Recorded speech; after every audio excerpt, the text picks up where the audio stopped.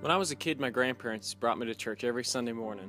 I remember singing songs and reading Bible stories in children's church, but it didn't hit me until I was older that church was more than just fun and games.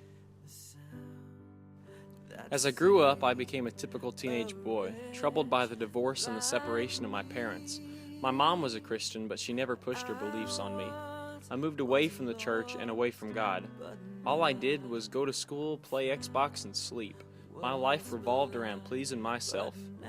I was a young man with no passion and no purpose, but one day, things began to change.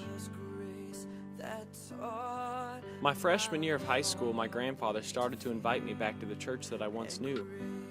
I brushed him off for a few months, but he was persistent, and one day I listened to him. I came with him to Sunday school, and that's where God started changing my life.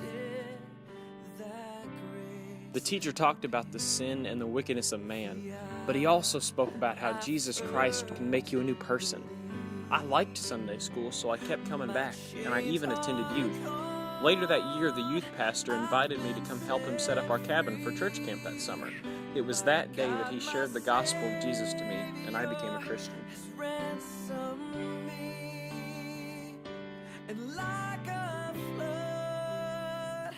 Ever since then, God has been molding me to become a righteous man.